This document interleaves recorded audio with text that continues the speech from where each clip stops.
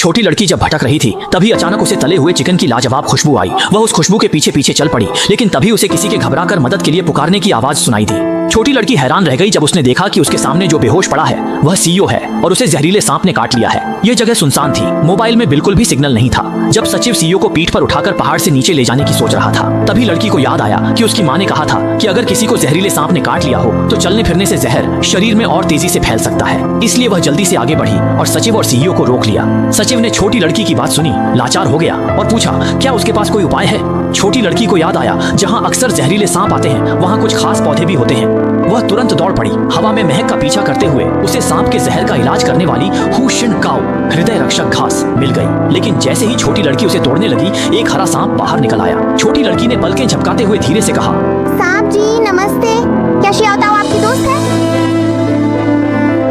लिन uncle को सांप ने काट लिया है, वह मरने वाले हैं। मुझे पता है कि आपने जानबूझकर नहीं किया, क्या आप उनकी मदद कर सकते हैं? सोचा नहीं था कि छोटी लड़की की बात सुनकर वह छोटा सांप तुरंत मुड़कर चला गया। छोटी लड़की ने भी जल्दी से हृदय रक्षक घास तोड़ी और सीधा सीईओ की ओर दौड़ पड़ी। इसके बाद शियाओताओ ने पत्थर से पत्तों को कुचल दिया और फिर उन्हें सीईओ के सांप के काटे हुए पैर पर लगा दिया।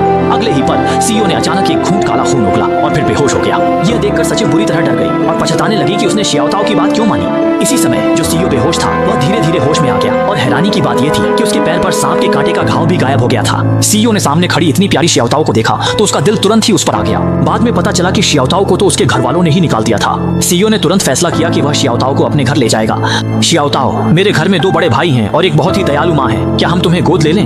सच में? क्या वे मुझे पसंद करेंगे? बिल्कुल, तुम इतनी प्यारी और आज्ञाकारी हो, हम सब तुम्हें बहुत पसंद करेंगे। हाँ, मैं तैयार हूँ। शियाओताओ यह सुनकर खुशी से सिर हिलाने लगी क्योंकि अब उसे जल्द ही नया परिवार मिलने वाला था। जब सीईओ शियाओताओ को घर ले आए तो सीईओ की पत्नी को जब सारी बात पता चली तो वह शियाओताओ को और भी ज्यादा पसंद करने लगी और सीधे ही उसे अपनी सगी बेटी बनाना चाहा।